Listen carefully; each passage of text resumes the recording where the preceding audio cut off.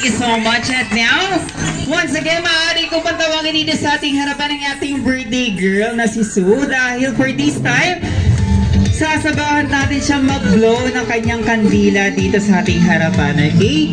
Alright? So kids, upo muna tayo.